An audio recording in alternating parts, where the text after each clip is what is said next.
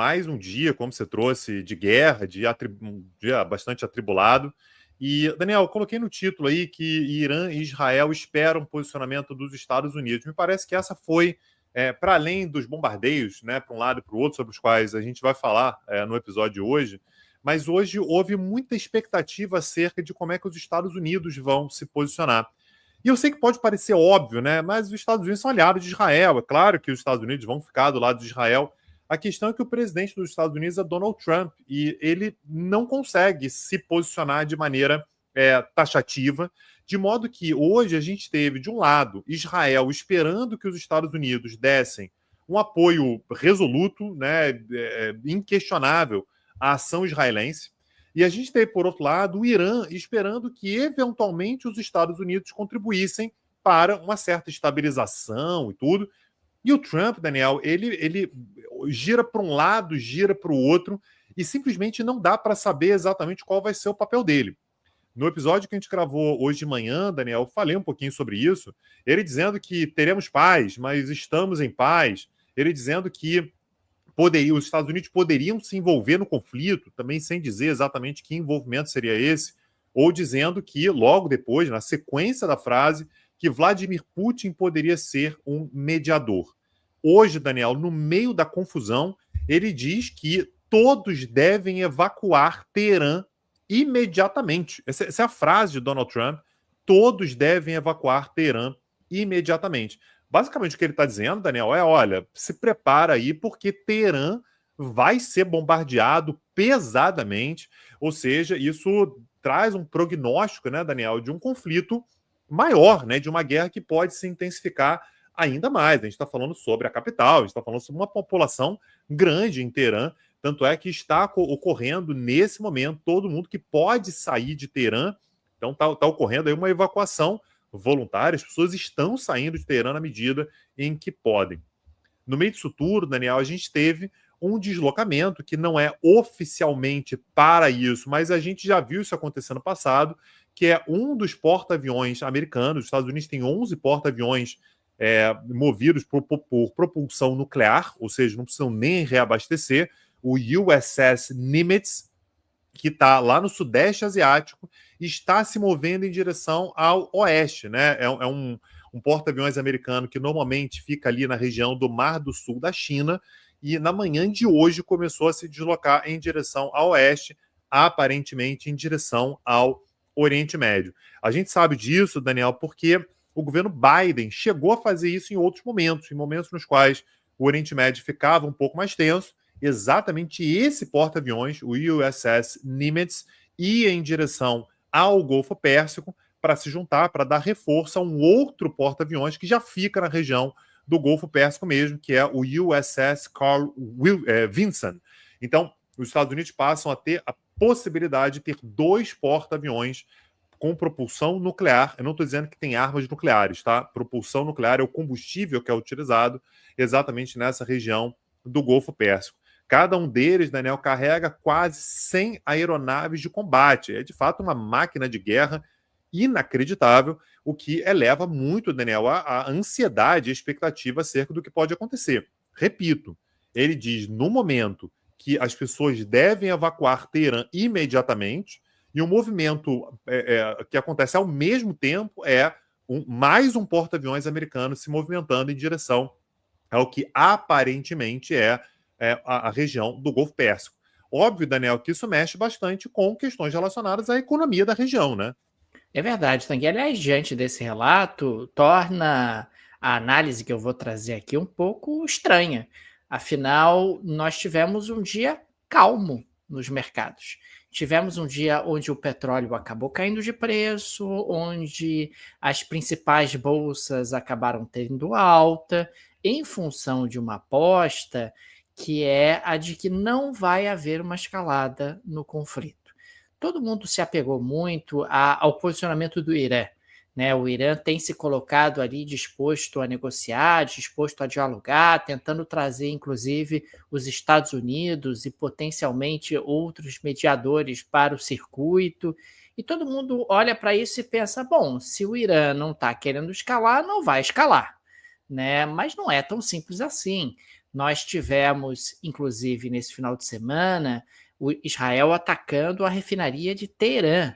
Tivemos, no dia de hoje, os iranianos atacando a refinaria de Haifa, em Israel. Quer dizer, você tem tido ali impactos no que diz respeito, inclusive, à infraestrutura energética dos dois países. Está morrendo gente, você está tendo infraestrutura sendo impactada. Não dá para ter controle sobre uma situação como essa e afirmar, olha, não vai escalar e tal. A aposta principal tem sido nessa linha, mas me parece que até o presente momento isso é muito wishful thinking. Pode ser que se confirme efetivamente, mas o governo do Netanyahu tem dado sinais de que não quer retroceder, que quer trabalhar ali para desestabilizar fortemente o regime dos ayatollahs, que está tentando ali, está tentando atrapalhar ao máximo, destruir ao máximo o programa nuclear iraniano, e nós não temos até o presente momento um Donald Trump minimamente previsível que vai entrar no circuito e vai se posicionar de tal forma a tentar mediar o que está ocorrendo. A Rússia também está um pouco distante, a China está distante, quer dizer, ninguém está querendo muito meter a mão nesse vespeiro, mas até o presente momento, o que nós observamos no dia de hoje, nessa segunda-feira, é claro que amanhã as coisas podem mudar, podem surgir fatos novos, etc., é uma tentativa de dizer, não, está tudo bem, não vai escalar, vai ser algo mais ou menos parecido com as escaramuças que os dois países tiveram há alguns meses. Acho que nada no presente momento nos autoriza a ter essa certeza ou a projetar que esse é o cenário mais provável. Claro que nesses momentos você trabalha com probabilidade, mas me parece um certo otimismo. Até porque, Tanguy, um efeito evidente e que já está começando a ser precificado é a manutenção de juros elevados por mais tempo, particularmente nos Estados Unidos. Um petróleo mais caro, porque embora o petróleo tenha caído de preço hoje, ele não retrocedeu ao patamar que ele estava antes do primeiro ataque israelense. Um petróleo mais caro gera inflação, e diante de uma pressão inflacionária, você mantém juros mais altos por mais tempo para conter essa pressão inflacionária, o que tende a desacelerar a economia americana e a economia mundial, que já estavam ali numa tendência de desaceleração. São vários elementos que estão se mexendo e que precisam ser levados em consideração nesse momento. Juros mais altos tendem a diminuir a atratividade das bolsas, juros mais altos tendem a ter impactos realmente na economia como um todo.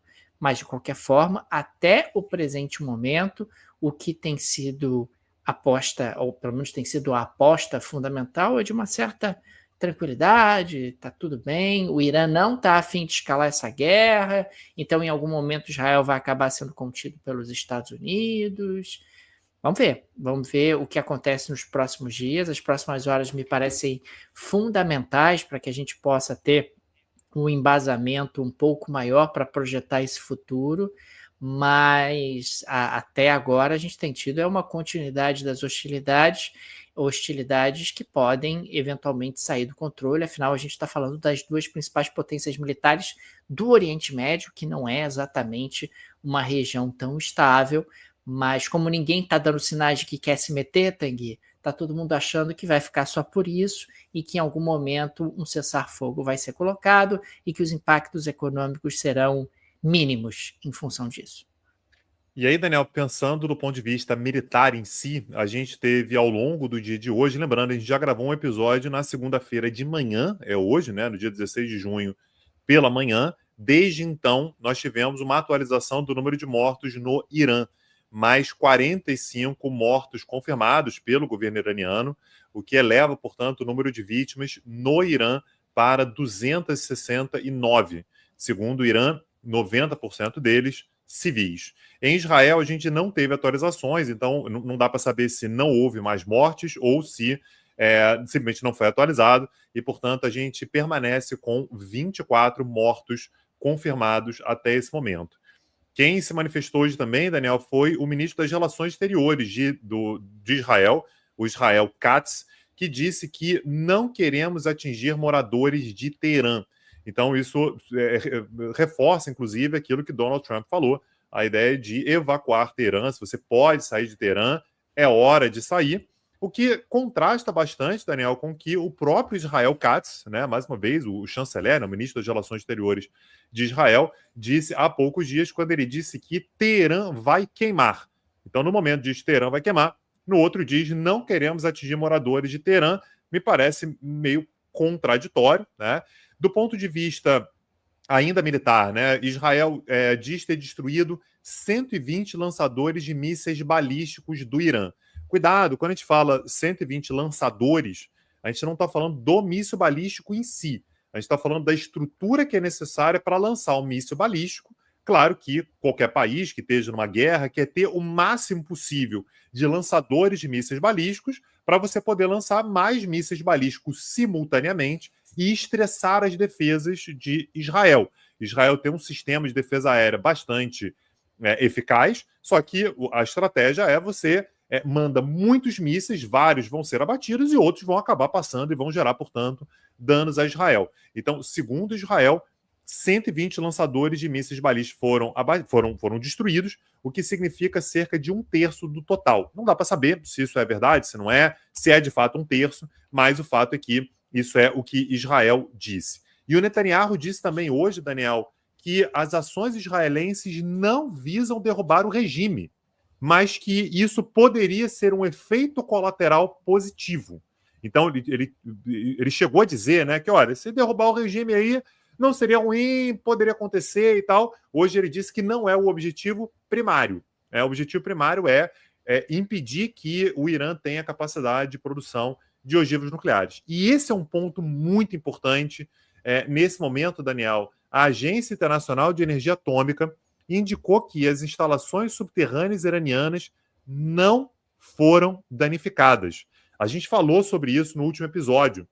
No último episódio, eu falava que uma das principais, uma das mais sensíveis instalações nucleares iranianas é a instalação nuclear de Fordo, que fica a 80 metros abaixo do solo, no meio de uma montanha. Então, ela é muito difícil de ser atingida, mesmo se você tiver bombas especiais para bunker e tal, ela é realmente muito protegida. Claro, o Irã faz isso de propósito. Então, aquela ideia de que, olha, o Israel atingiu o programa nuclear iraniano, de fato atingiu, Natanz aparentemente foi atingida, não dá para saber a dimensão do estrago ainda, mas me parece, Daniel, que o Irã manteve, né, a sua parte mais sensível do programa nuclear, até agora, pelo menos, fora do alcance de Israel. E aí isso se encaixa, Daniel, com a posição que o Irã vem tendo com relação a essa questão. O que o Irã está dizendo para os Estados Unidos olha, fala com Israel aí, porque se Israel diminuir o ritmo, se Israel segurar a onda, a gente faz um acordo. A gente faz o acordo nuclear. E importante notar, o Irã já fez um acordo nuclear com os Estados Unidos, envolvendo os Estados Unidos, mediado pela Agência Internacional de Energia Atômica, com os outros permanentes do Conselho de Segurança, envolvendo a Alemanha, e até os Estados Unidos saírem do acordo, o Irã, ao que tudo indica, vinha cumprindo o acordo. O Trump saiu, desde então não houve mais acordo, e o Irã se viu liberado de qualquer tipo de compromisso, né, nesse cenário, e começou a enriquecer urânio, chegou a enriquecer urânio a 60%. Para fazer bomba nuclear é até 90%. Então, você precisa enriquecer urânio a 90%. Então, o que o Irã está dizendo nesse momento olha, eu estou disposto a negociar, querendo negociar, e a gente negocia. Me parece que o Irã está querendo agora, Daniel, a gente já falou sobre isso, eu preciso de estabilidade. E aí, Daniel, é uma aposta muito alta que é feita, né? Quando você ataca um país que está próximo, tá aí, segundo o argumento, está próximo de chegar, de ter a capacidade de fazer ogivas nucleares. Se você faz um ataque, Daniel, você tem que ter garantia de que você vai destruir esse programa nuclear. Porque agora o incentivo iraniano é para fazer bombas nucleares para anteontem. Para anteontem. Então, é de fato uma aposta muito alta que é feita por parte de Israel, Daniel.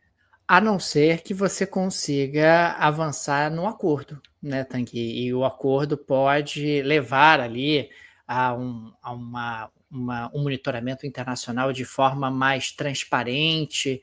Porque se a gente olhar por um lado, esse ataque israelense, ele, no final do dia, pode se tornar interessante para o Netanyahu E para o Donald Trump, mesmo que você não alcance esse objetivo que você está descrevendo, esse objetivo de destruir completamente o programa nuclear iraniano, para o Donald Trump pode acabar sendo interessante, porque força o Irã a aceitar um acordo que ele, Trump, tem pressionado o Irã a aceitar há algum tempo.